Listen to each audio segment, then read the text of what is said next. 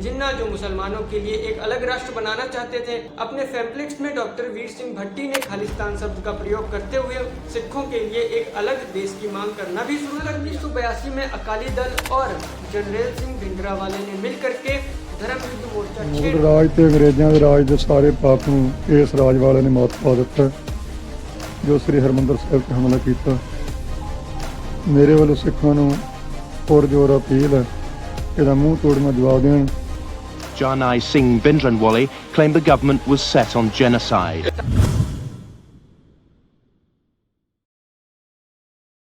दिसंबर 1929 के कांग्रेस के लाहौर अधिवेशन के दौरान पंडित जवाहरलाल नेहरू ने पूर्ण स्वराज की मांग करते हुए कहा कि अब हम भारत से ब्रिटानिया हुकूमत की जड़ों को हमेशा हमेशा के लिए उखाड़ करके फेंक देंगे और भारत को एक स्वतंत्र राष्ट्र बना देंगे। लेकिन इस पूर्ण स्वराज की मांग से भारत के 3 दिग्गज नेता सहमत नहीं थे। पहले थे मोहम्मद अली जिन्ना, जो मुसलमानों के लिए एक अलग राष्ट्र बनाना चाहते थे।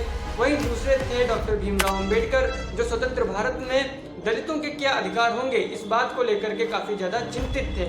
वहीं तीसरे थे शिरोमणि अकाली दल के मास्टर तारा सिंह जी, जो सिखों के लिए एक अलग होमलैंड चाहते थे, लेकिन अभी तक खालिस्तान शब्द का प्रयोग शुरू नहीं हुआ था। लेकिन 1940 में जब मुस्लिम लीग ने पाकिस्तान के लिए डिमांड काफ़ी ज़्यादा तेज कर दी, तब अपने पैम्फलेट्स में डॉक्टर वीर सिंह भट्टी ने खालिस्तान शब्द का प्रयोग करते हुए सिखों के लिए एक अलग देश की मांग करना भी शुरू कर दिया। जवाहरलाल नेहरू ने अकाली दल के नेताओं को ये हमेशा से भरोसा दिलाया कि उनके सिख ऑटोनॉमी और सिख एस्पिरेशन को स्वतंत्र भारत में एक उचित सम्मान दिया जाएगा। लेकिन उनकी ये उम्मीद तब टूट गई जब कॉन्स्टिट्यूंट असेंबली में मुसलमानों की तरह सिखों को अलग धर्म न बता करके हिंदू धर्म का ही हिस्सा बता दिया गया। दूसरी ओर अकाली दल ने हमेशा से मांग करी कि कम से कम सिखों के लिए एक अलग देश की व्यवस्था की जाए या उनके लिए भारत में ही एक सिख ऑटोनॉमस स्टेट की व्यवस्था की जाए।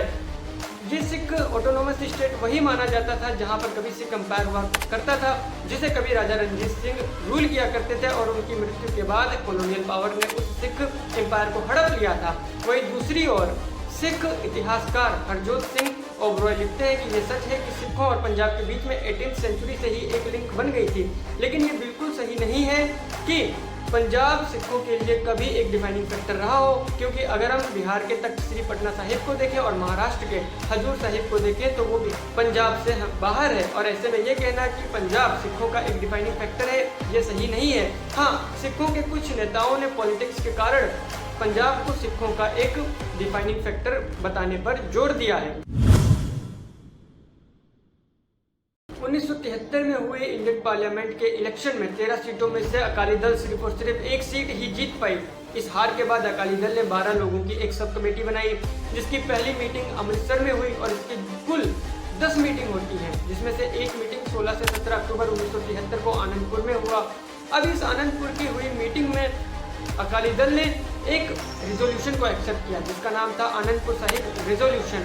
इस रिजोल्यूशन में सिखों के पॉलिटिकल एंड रिलीजियस इशू पर बात करी गई थी, जैसे कि इस रिजोल्यूशन और हर सिख धर्म को मानने वाले का विश्वास था कि सिखिज्म हिंदू धर्म से अलग है, सिखिज्म हिंदू धर्म का हिस्सा नहीं है।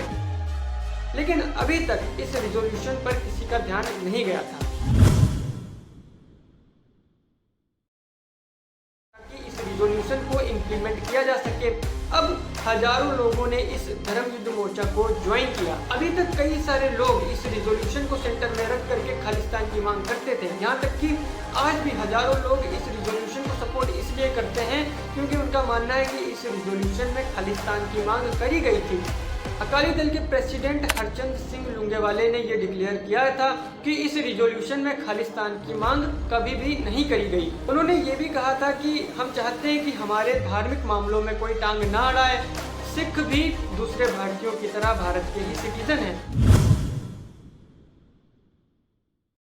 साल 1984 में हुए ऑपरेशन ब्लू स्टार के दौरान जनरल सिंह भिंडरावाले को मार दिया गया। लोगों ने सोचा भिंडरावाले की मृत्यु के साथ खालिस्तान की मांग की भी मृत्यु हो जाएगी, लेकिन 2022 में दुबई से लौटे अमृतपाल सिंह भिंडरावाले के नक्शे कदम पर चलते हुए उन्होंने खालिस्तान की मांग को और तेज कर दिया, जिसको देखते हुए पंजाब पुलिस और पंजाब गवर्नमेंट ने अमृतपाल सिंह के खिलाफ कार्रवाई छेड़ दी।